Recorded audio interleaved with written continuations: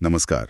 आज हम होम्योपैथी के एक बहुत ही बुनियादी लेकिन अहम सिद्धांत पर बात करने वाले हैं। जी हाँ। यह है ऑर्गन ऑफ मेडिसिन का एफोरिज्म 2, सूत्र संख्या 2, डॉक्टर सैमुअल हैनेमन का दिया हुआ। बिल्कुल। और ये समझना बहुत जरूरी है, खासकर आज के समय में। हाँ, और इसे समझने के लिए ना हम मदद ले रहे हैं डॉक्टर पी कुमार की किताब की। वो झुमरी तलैया से हैं, झारखंड में। किताब का नाम है ऑर्गन ऑफ क्वांटम होम्योपैथी। अच्छा। इसमें उन्होंने कोशिश की है कि हैनीमैन के जो सूत्र हैं उन्हें आज की भाषा में आम लोगों के लिए, स्टूडेंट्स के लिए आसान बनाया जाए। ये तो बहुत अच्छा प्रयास है, क्योंकि ऑर्गेनॉन थोड़ा मुश्किल लग सकता है शुरू में। सही बात है।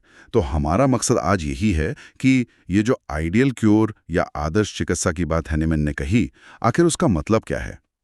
और आज के जमाने में जब मेडिसिन इतनी कमर्शियल हो गई है, तब ये सिद्धांत कितने प्रैक्टिकल हैं, इस पर थोड़ी गहराई से बात करते हैं। जी। तो ये एफोरिज्म 2 कहता क्या है आखिर? इसमें लिखा है, चिकित्सा का सर्वोच्च आदर्श ये है कि स्वास्थ्य को शीघ्र, कोमल और स्थायी रूप से पुनर्स्थापित किया जाए। यानी रोग को पूरी तरह से, सबसे कम समय में, सबसे भरोसेमंद और बिना नुकसान पहुंचाए सरल और स्पष्ट सिद्धांतों के आधार पर खत्म किया जाए। बिल्कुल। सुनने में तो ये बहुत अच्छा लगता है, शीघ्र, कोमल, स्थायी, एकदम परफेक्ट। पर सवाल वही है, इनका असली मतलब क्या है डे टू डे प्रैक्टिस में? आपने बिल्कुल सही पॉइंट उठाया है।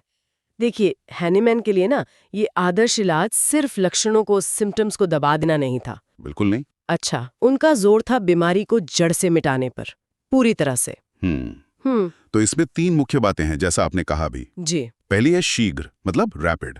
इलाज जल्दी हो, पर ऐसा नहीं कि बस ऊपर ऊपर से फटाफट कुछ कर दिया। जल्दबाजी वाला नहीं। हाँ, जल्दबाजी वाला नहीं। दूसरा, कोमल, मतलब जेंटल। इलाज में मरीज को कोई बेकार का कष्ट ना हो, कोई साइड इफेक्ट ना हो। ठीक है। और तीसरा, स्थायी, यानी परमानेंट। सेहत ऐसी वापस आए कि बीमारी लौटे ही नहीं। Permanent restoration of health. और ये सब होना चाहिए, हैनीमैन कहते हैं, सरल और समझने लायक साइंटिफिक प्रिंसिपल्स पर, जो सीधे सीधे होम्योपैथी के जो कोर आइडियाज हैं उन पर इशारा करता है। जैसे वो मिनिमम डोज वाला। हाँ, जैसे मिनिमम डोज या फिर समः समम शमयति, लाइक क्योर्स लाइक। मकसद ये है कि शरीर की जो अपनी अंदरूनी ताकत है, वाइटल फोर्स, उसे जगाया जाए, उसे ठीक किया जाए, ताकि वो खुद ही सेहत वापस ले आए, नेचुरली। हाँ, और देखिए यहीं पर डॉक्टर पी कुमार की जो व्याख्या है वो बड़ी दिलचस्प हो जाती है, खासकर जब वो शीघ्र शब्द को आज के कॉन्टेक्स्ट में देखते हैं। अच्छा, क्या कहते हैं वो? वो अपनी किताब में इस बात पर जोर देते हैं कि हैनीमैन का शीघ्र का मतलब वो फटाफट वाला लक्षणों का सप्रेशन नहीं था, जो आजकल हम एलोपैथी में देखते हैं। और दुख की बात है कि कई बार, जैसा वो बताते हैं, कुछ होम्योपैथिक पेटेंट दवाएं भी वही काम कर रही हैं। ओह, ये तो चिंता की बात है। जी। डॉक्टर कुमार लिखते हैं कि कई बार डॉक्टर्स शायद पेशेंट को तुरंत रिलीफ देने के चक्कर में या फिर कमर्शियल वजहों से पेटेंट दवाएं दे देते हैं। कभी कभी तो एलोपैथिक दवाएं भी साथ में चला देते हैं। हाँ, ऐसा होता है। तो ऊपर से तो लगता है कि भाई बड़ी जल्दी आराम आ गया, पर असल में वो हैनीमैन के सिद्धांत के बिल्कुल उलट सिर्फ लक्षणों को दबा रहा होता है। बिल्कुल सही। और इसमें जो सबसे इंटरेस्टिंग बात है वो ये कि हैनीमैन का शीघ्र का मतलब बीमारी की जड़ पर काम करने की तेजी से था, ना कि लक्षणों को दबाने की तेजी से। अच्छा, ये फर्क समझना जरूरी है। हाँ, ये शरीर की अपनी ही जो जीवन शक्ति है, डॉक्टर कुमार उसे बड़ा अच्छा कहते हैं, शरीर में बैठा डॉक्टर, उसको एनर्जी लेवल पर ठीक करने से होता है। शरीर में बैठा डॉक्टर? वाह। हमारे इमोशंस, वो सब इस अंदर के डॉक्टर को, इस वाइटल फोर्स को डिस्टर्ब या कमजोर कर देते हैं। तो होम्योपैथी का काम है इसी अंदरूनी सिस्टम को जगाना, उसे बैलेंस करना, ताकि वो खुद बीमारी ठीक करे, सिर्फ लक्षणों पर पर्दा डालना नहीं। ये तो बहुत ही गहरा पॉइंट है। अच्छा, अब दूसरे शब्द पर आते हैं, कोमल यानी जेंटल। डॉक्टर कुमार याद दिलाते हैं कि हैनीमैन के टाइम पे जो इलाज के तरीके थे वो काफी कहना चाहिए हार्श थे। हाँ, बिल्कुल। सोचिए जरा, कड़वी दवाएं, बड़े बड़े इंजेक्शन, सर्जरी, यहाँ तक कि स्किन को जलाने जैसे तरीके भी थे।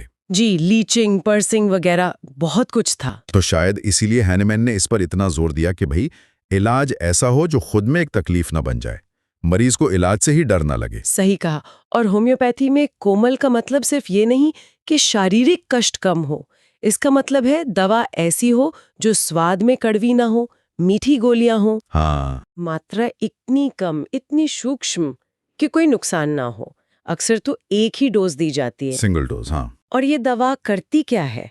ये सीधे शरीर की जो जीवनी शक्ति का रास्ता है, उसका जो एनर्जी पाथवे है, उसे ठीक करती है, उसे बैलेंस करती है। अच्छा। और जब वो वाइटल फोर्स खुद सही काम करने लगती है, तो शरीर के अंदर जो हीलिंग पावर है, खुद को ठीक करने की जो जबरदस्त शक्ति है, वो एक्टिवेट हो जाती है और शरीर खुद ही बीमारी से लड़ लेता है। डॉक्टर कुमार इसे शरीर की अपनी इंटेलिजेंस से जोड़ते हैं और अपनी किताब में इसे क्वांटम नजरिए से भी समझाते हैं। मतलब शरीर के अपने गहरे वैज्ञानिक लेवल पर हील करने की कैपेसिटी। क्वांटम होम्योपैथी जैसा किताब का नाम भी है। जी, वो जोर देते हैं कि ये कोई जादू टोना नहीं है, ये शरीर की अपनी साइंस है जिसे होम्योपैथी बस ट्रिगर करती है, जगाती है। ये समझना बहुत जरूरी है। अच्छा, अब आते हैं तीसरे शब्द पर, जो शायद सबसे ज्यादा चैलेंजिंग है आज के दौर में, स्थायी, परमानेंट। तो इसका क्या निचोड़ है? यहाँ डॉक्टर कुमार एक थोड़ी, कह सकते हैं, कड़वी सच्चाई सामने रखते हैं। क्या है वो? वो कहते हैं कि आज के समय में जब चिकित्सा इतनी कमर्शियल हो चुकी है, तो स्थायी, परमानेंट इलाज की सारी उम्मीद सिर्फ डॉक्टर पर डाल देना वो ठीक नहीं है। वो कहते हैं कि ताली दोनों हाथों से बजती है इस मामले में। हाँ, ये बात तो बहुत बहुत महत्वपूर्ण है। डॉक्टर कुमार साफ कहते हैं कि डॉक्टर तो एक गाइड है, एक सलाहकार है। असली डॉक्टर तो मरीज खुद है। मरीज खुद है? कैसे? देखिए, स्थायी इलाज तभी मुमकिन है जब मरीज खुद उन कारणों को, उन वजहों को अपनी जिंदगी से हटाने का पक्का इरादा करे जो बीमारी ला रही हैं या उसे बनाए रख रही हैं। अच्छा, जैसे? जैसे कि मान लीजिए गलत खान पान है, मिलावटी चीजें खा रहे हैं, या बहुत ज्यादा पोल्यूटेड माहौल में रह रहे हैं, बहुत ज्यादा स्ट्रेस ले रहे हैं। हाँ, आजकल स्ट्रेस तो बहुत है। बिल्कुल। या फिर मन में जो नेगेटिव इमोशंस हैं, लालच, गुस्सा, अहंकार, यहाँ तक कि वो लिखते हैं ज़रूरत से ज़्यादा सेक्सुअल विचारों का बोझ भी, ये सब चीज़ें हमारी वाइटल फोर्स को डिस्टर्ब करती हैं। तो जब मरीज इन चीज़ों को पहचानता है और इन्हें अपनी लाइफ से कम करने की, हटाने की कोशिश करता है, तभी डॉक्टर की दी हुई सही होम्योपैथिक दवा अपना पूरा गहरा असर दिखा पाती है। मतलब दवा के साथ साथ मरीज का एफर्ट भी चाहिए। बिल्कुल, वहीं से परमानेंट हेल्थ की नींव पड़ती है। दवा अकेली काफी नहीं है अगर बीमारी पैदा करने वाले कारण बने हुए हैं। ये तो वाकई सोचने पर मजबूर करने वाली बात है। और इसी से जुड़ा डॉक्टर कुमार एक बड़ा सवाल उठाते हैं। वैसे तो उन्होंने सवाल एफोरिज्म 1 के कॉन्टेक्स्ट में पूछा था, पर वो एफोरिज्म 2 के इन आदर्शों पर भी फिट बैठता है, शीघ्र, कोमल, स्थायी। क्या सवाल है? सवाल ये है कि क्या आज का जो माहौल है, चिकित्सा का जो इतना कमर्शलाइजेशन हो गया है, उसमें इन आदर्शों की कोई जगह बची भी है? ये तो बहुत बड़ा सवाल है। अगर हम देखें आज की प्रैक्टिस को, तो ज्यादातर जोर किस पर लगता है? सिम्टम मैनेजमेंट पर। लक्षणों को कंट्रोल में रखो। सही बात है। कई बार तो ऐसा लगता है कि सिस्टम ऐसा बन गया है कि मरीज लंबे समय तक, शायद जिंदगी भर, दवाओं पर ही डिपेंडेंट रहे। हाँ, ये गंभीर चिंता का विषय है। आज मेडिसिन सिर्फ सेवा नहीं रह गई है, ये एक बहुत बड़ी इंडस्ट्री बन गई है, एक बिजनेस। कई बड़े हॉस्पिटल्स हैं, फार्मा कंपनियां हैं, उनका फोकस अक्सर प्रॉफिट पे ज्यादा दिखता है। वो ऐसी दवाएं बनाने और बेचने पर जोर देती हैं जो क्रॉनिक बीमारियों को जड़ से खत्म न करें, बल्कि उन्हें बस मैनेज करती रहें, ताकि मरीज दवा लेता रहे। जाहिर है, इससे पेशेंट लंबे समय तक उनका कंज्यूमर बना रहता है। हाँ। और कई बार पेशेंट्स को सिर्फ कस्टमर की तरह ट्रीट किया जाता है। आप देखिए, बेवजह के डायग्नोस्टिक टेस्ट कितने बढ़ गए। हाँ, ये तो है। हॉस्पिटल्स के लुभावने पैकेज होते हैं, मेडिकल इंश्योरेंस का जाल फैलता जा रहा है। ये सब कहीं ना कहीं उसी कमर्शियल अप्रोच का हिस्सा लगता है। तो ऐसे माहौल में हनीमैन का जो आइडियल था क्योर का, मतलब बीमारी को जड़ से खत्म करना, वो कहीं पीछे छूटता जा रहा है। हाँ। उसकी जगह ले ली है लॉन्ग टर्म मेडिकेशन डिपेंडेंसी ने। तो फिर क्या इसका मतलब ये समझें कि हनीमैन की ये सिद्धांत या आदर्श अब पुराने पड़ गए, आज के लिए बेकार है? अगर हम इसे बड़े परिप्रेक्ष्य में देखें तो जवाब है बिल्कुल नहीं, बल्कि जैसा डॉक्टर कुमार का विश्लेषण कहता है, आज के इस माहौल में इन सिद्धांतों की अहमियत पहले से कहीं ज्यादा बढ़ गई है। ज्यादा बढ़ गई है? कैसे? देखिए, जब चिकित्सा इतनी ज्यादा व्यापार बनती जा रही है, तब हनीमैन जैसे लोगों के ये जो बुनियादी सिद्धांत है, वही हमें बार बार याद दिलाते हैं कि मेडिसिन का असली मकसद प्रॉफिट कमाना नहीं, बल्कि इंसान की सेवा करना है। हाँ। उसके बिगड़े स्वास्थ्य को ठीक करना है। एक तरह से ये हमें रास्ता दिखाते हैं। बिल्कुल, ये गाइडिंग लाइट की तरह है। और ऐसा भी नहीं है कि सब कुछ निराशाजनक है। आज भी बहुत से डॉक्टर्स हैं जो एथिकल प्रैक्टिस करते हैं, बहुत सी संस्थाएं हैं हाँ, और होम्योपैथी, आयुर्वेदा, नेचुरोपैथी जैसी कई ऑल्टरनेटिव चिकित्सा पद्धतियां हैं जो क्योर को ही अपना लक्ष्य मानती हैं और इन प्रिंसिपल्स पर चलने की कोशिश करती हैं। सही है। और साथ ही अब पेशेंट्स में भी अवेयरनेस बढ़ रही है।